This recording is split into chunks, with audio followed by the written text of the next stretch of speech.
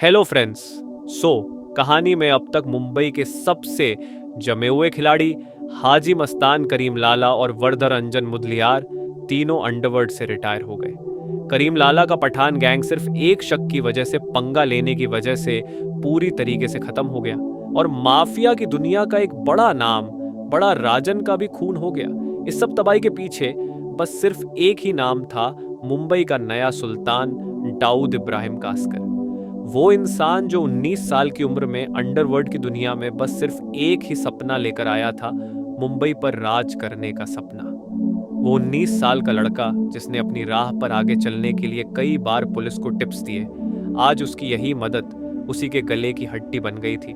क्योंकि आज दाऊद एक 19 साल का भटकावा छोकरा नहीं था, बल्कि मुंबई अंडरवर्ल्ड माफिया का एक जाना माना खिलाड़ी बन चुका था और पूरी महाराष्ट्र पुलिस उसके पीछे हाथ धोकर पड़ी थी। और बस इसी से बचने के लिए दाऊद चला गया दुबई पर। अब यहाँ पर सिर्फ जगह बदली थी मगर धंधा नहीं, और इस बात का पूरा ध्यान दिया। छोटा राजन और दाऊद के दो नए शागिर्द अबू सालिम और छोटा शकील ने दाऊद दुबई जाते ही ऑब्वियसली अपने धंधे को बढ़ाने के बारे में सोचने लगा।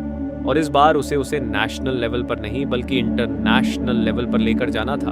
और इसी दौरान मुंबई अंडरवर्ल्ड माफिया की इस कहानी में एंट्री हुई एक बहुत ही विशेष किरदार की शरत, शेट्टी उर्फ अन्ना दुबई का एक ऐसा बिग शॉट जिसके आते ही डी कंपनी की पूरी किस्मत ही बदल गई। शुरुआत में तो दाऊद ने अन्ना के साथ मिलकर क्रिकेट बैटिंग की दुनिया में कदम रखा और खूब नाम और पैसे कम है। और शुरुआत में तो इन दोनों के बीच की दोस्ती काफी अच्छी फली फूली, पर फिर धीरे धीरे करके अन्ना दाऊद के दिमाग में उसके दोस्तों के प्रति विष भरने लग गया, खास करके रामा भाई नायक और बाबू रेशम के खिलाफ। और आश्चर्य की बात तो ये है कि उसी दौरान दाऊद के तीनों चेले छोटा शकील, राजन और अबू सलेम भी इन दोनों के खिलाफ ही दाऊद के कान भरने शुरू कर दिए। उनके मुताबिक रामा भाई नायक और बाबू रेशम ने दाऊद के जाने के बाद उसके राज छीनने के लिए बॉम्बे में अपने पैर पसारना शुरू कर दिया था। पर कहानी अब तक भी काफी शांत थी। दाऊद को इससे भी कुछ ज्यादा आपत्ति नहीं थी। लेकिन फिर इसके बाद एक दिन दाऊद के सामने खड़े हो गए दो रास्ते। जोगेश्वरी मुंबई का एक प्लॉट था जिस पर दोनों अन्ना और रामा भाई नाइक की नजरें दी, और अब मिल किसी एक ही को सकता था। और इसलिए मैटर पहुंचा दाऊद की कोर्ट में और अनंत में अन्ना ने चुना। किसी को भी माफिया के वर्ल्ड में सबसे आसानी से हटाने का रास्ता, उसे ठोक देने का रास्ता। अन्ना ने जेकब सर्कल के पुलिस थाने में घुसकर बाबू रेशम को कानून के सामने ही गोलियों से भून डाला। और फिर दाऊद उसने भी अपने बैच शूटर दिलीप बुआ के जरिए रामा भाई नाइक के मौत का फरमान जारी कर दिया। लेकिन इससे पहले कि हम इस कहानी को आगे बढ़ा है, रामा भाई की स्टोरी में कुछ वेरिएशंस भी है। जैसे कि कुछ आर्टिकल्स कहते हैं कि दाऊद के कहने पर दिलीप बुआ ने उसे धोखे से गोली मारी, पर कुछ ये भी क्लेम करते हैं कि उसकी मौत एक पुलिस एनकाउंटर में हुए। और इसी स्टोरी को आगे कंटिन्यू करके कुछ लोग ये भी कहते हैं कि पुलिस को टिप दाऊद नहीं दिया था। पर कहानी जो कुछ भी हो, इन दौरों के खून ने दाऊद के लिए दुश्मनी का एक नया दौर खड़ा कर दिया, क्योंकि अब पिक्चर में आ गए थे मुंबई अंडरवर्ल्ड माफिया के तीन नए खिलाड़ी। नंबर 1 अशोक जोशी, राम भाई नायक का उत्तराधिकारी। नंबर 2 अमर नायक, रामा नायक का बेटा और बापट गैंग का इकलौता मालिक। नंबर 3 अरुण गावली, रामा नायक और बापू रेशम का शिष्य और गावली गैंग का मालिक। सो अब तक कहानी थी दाऊद वर्सेस 4 गैंगर्स।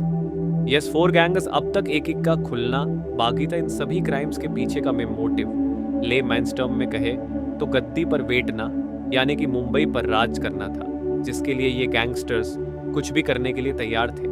लेकिन हर एक क्राइम के पीछे का मोटिव इतना साफ और सिंपल नहीं होता। कुछ क्राइम्स ऐसे भी होते हैं जिनके पीछे का अल्टीरियर मोटिव भी होता है। Take Raman Raghav for example, जिसने 1960 के दशक में टोटल 41 मर्डर्स किए थे। और आप पता होते हैं कि ये कौन से गैंग से बिलोंग करता है। वहाँ कोई भी गैंग से नहीं, बल्कि ये एक साधारण सा मिल वर्कर था।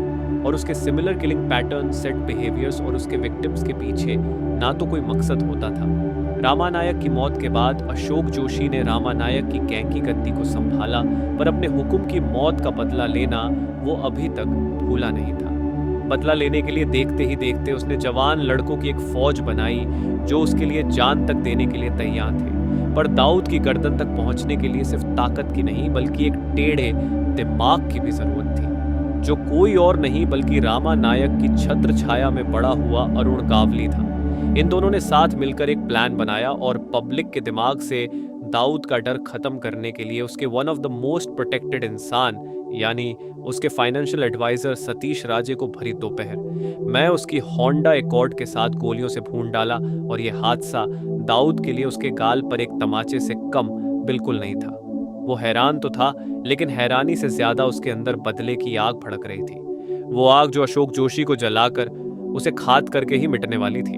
दाऊद में फिर अशोक जोशी को उसी के आदमी के हाथों मरवाकर अपना बदला पूरा किया, वो भी बिल्कुल उसी तरह जिस तरह सतीश को मारा गया था। गाड़ी में दाऊद के इस प्लान को सक्सेसफुल बनाया अनिल परब उर्फ रॉबिन ने, वो इंसान जिसे अशोक जोशी ने मुंबई के कांजूर विलेज एरिया से चुनकर अपनी फौज में जगह दी थी। पर जब उसने मोहल्ले की एक लड़की के साथ छेड़खानी की थी, जोशी ने उसे सबके सामने पीटा था, जिसके बाद रॉबिन के मन में अपनी गैंग और अशोक दोनों के लिए खटासा आ गई थी और वो अशोक को खत्म करने की तलाश में लग गया था। उसकी इसी तलाश ने उसे दाऊद के राइट है छोटा राजन के साथ मिलकर जोशी को तपकाने का मौका दिया, जिसका फायदा रॉबिन ने 4 दिसंबर 1988 को खाया, जब जोशी अपने कुछ दोस्तों के साथ मिलकर मारुति 800 में बैठ के पुणे के लिए निकला।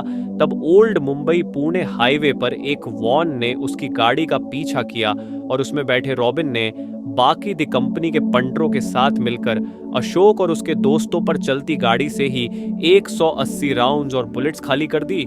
और यहीं से अरुण गावली, जो पहले सिर्फ अपने दोस्त का बदला लेना चाहता था, उसने इस वॉर को पूरी तरीके से अपना बना लिया।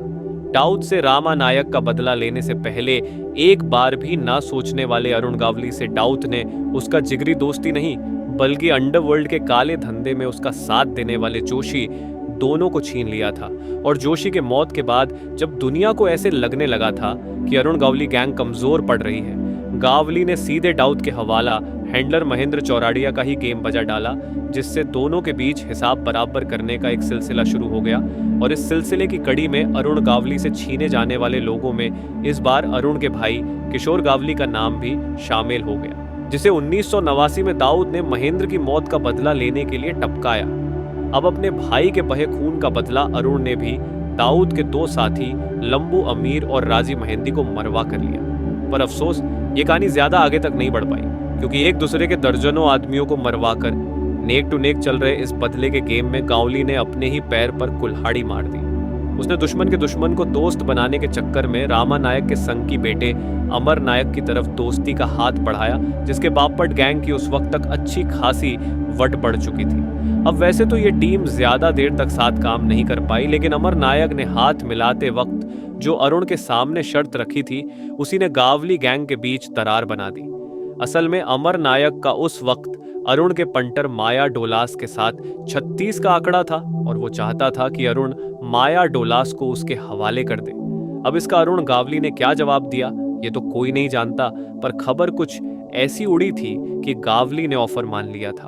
अब काले धंधे करने वाले गैंगस्टर्स की दुनिया ही कुछ ऐसी है कि सच का पता लगाने के बजाय गैंगस्टर्स अपनी बंदूक का इस्तेमाल करने में विश्वास रखते हैं। और इसलिए माया डोलास, जो गावली गैंग के लिए काम करता था, वो अब गावली और अमर नायक दोनों से बदला लेने के लिए दिलीप बुआ से जाकर मिल गया। जी हाँ, वही दिलीप बुआ जो गावली के दुश्मन दाऊद इब्राहिम के लिए काम करता था और जिसने अमर नायक के बाप रामा नायक को धोखे से मारा था, यानी एक तीर से 2 निशाने, कड़क प्लान, राइट वॉल। रिसेंटली छोटा राजन ने यह रिवील किया था कि उस वक्त जब भी किसी गैंगस्टर को किसी राइवल गैंग के शूटर को मरवाना होता था, तो वो एक एनोनिमस कॉल के जरिए पुलिस को उसके टिप दिया करते थे। और ऐसे ही एक टिप के चलते माया, गावली और नाइक के माया जाल में फर्श गया।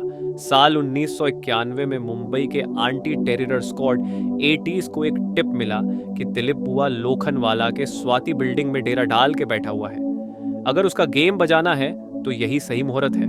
और ये खबर मिलते ही 80s तुरंत अपनी पलटन को लेकर साइट पर पहुंच गई, जिसके बाद 4 घंटे चले शूटआउट में उन्होंने दिलीप बुआ के साथ उसके 6 बंदों को भी ठोक डाला, जिनमें से एक माया भी था now. I know shootout at Lokhandwala देखकर लोग बोलेंगे 80s का मेन टारगेट माया डोलास था, लेकिन उस वक्त शूट आउट को लीड कर रहे एसीपी आफ्ताब अहमद खान ने खुद रिवील किया है कि उनका एक्चुअल टारगेट दिलीप बुआ था, माया नहीं। लेकिन टारगेट जो भी हो, इस शूट आउट में दाऊद के टोटल 7 आदमी मारे गए और अगले ही साल गावली गैंग ने इसमें 8वें का भी नाम ऐड कर दिया, दाऊद के ब्रदर इनलव इस्माइल पारकर का। और अब खुलेगा वो एक का जिसे दाऊद खत्म कर देना चाहता था, उसी के खुद का गैंग मेंबर छोटा राजन। एक्चुअली इस्माइल की मौत के बाद जब पुलिस हाथ धोकर अरुण गावली और अमर नायक के पीछे पड़ी, तब मुंबई में उस वक्त के पॉलिटिकल लीडर बाला साहब ठाकरे जी ने पब्लिकली पुलिस पर यह निशाना साधा कि आप हमारे हिंदू लोगों को ही क्यों पकड़ते हो, उन्हें भी तो पकड़ो जो असल में टेररिज्म कर रहे हैं। अब वैसे तो इसके जवाब में खुद एथनिकली हिंदू राजन ने तुरंत एक ओपन लेटर जारी किया कि हमारे डी कंपनी में ऐसा कोई कम्युनल डिवीजन नहीं है, पर जाने अनजाने में ही क्यों ना हो। पॉलिटिकल लीडर बाला साहब ठाकरे जी ने राजन के मन में एक डाउट जरूर डाल दिया था, एक ऐसा डाउट जो 1992 में एक घाव बनकर उभरा। राजन 1992 में इस्माइल की मौत का बदला लेने के लिए नाकामयाब रहा और डाउट ने सारे काम छोटा शकील और अबू सलीम जैसे नए शागिर्दों को सौंप दिया। और उस वक्त ये दिखते हुए कि छोटे शकील को और अबू सलीम को सारा काम मेरा मिल रहा है, छोटे राजन का डाउट और गहरा होने लग गया और फाइनली ट्रिगर का काम किया 1993 बॉम्ब ब्लास्ट ने, जिसने छोटा राजन को यह साफ साफ दिखा दिया कि इस गैंग में भी कम्युनलिज्म का हाथ है। इसके बाद छोटा राजन ने तुरंत ही डी कंपनी के साथ अपने सारे रिश्ते तोड़ दिया और आप नहीं बिलीव, पर अपने आप को एक देश भक्त बताकर और डी कंपनी के गैंग के सारे लोगों को एक एक करके टपकाने लग गया। इसमें से एक मेजर शिकार था दाऊद को मैच फिक्सिंग में हेल्प करने वाला शरद शेट्टी, पर शरद का मर्डर रैंडम नहीं था। उसने डी कंपनी से धोखेबाजी करने के जुर्म में साल 2000 में राजन पर मलेशिया में जानलेवा हमला किया था, जिससे राजन बाल बाल बचकर निकला था और इंडियन इंटेल एजेंसीज की शरण में आ गया था। और ऐसा कहा जाता है कि डी कंपनी को छोड़कर वो इंडियन इंटेल एजेंसीज का एक पट्टू बन गया, उन्हें टिप देने लग गया और बाकी के गैंगस्टरों को मौत के घाट उतारने लग दिया और बदले में इंडियन इंटेल एजेंसीज उसके जान को बचाती हैं। उसे पॉसिबल अटैक्स के बारे में पहले से आगाह करके अब ये देखकर अब्बू सलेम और छोटा शकील देश से फरार हो गए। आज के तारीख की बात करें तो छोटा शकील और दाऊद इब्राहिम फरार हैं। शरद शेट्टी, रामा नायक, बाबू रेशम और अशोक जोशी जैसे बड़े प्लेयर्स आपसी गैंग वॉर्स में मारे जा चुके हैं।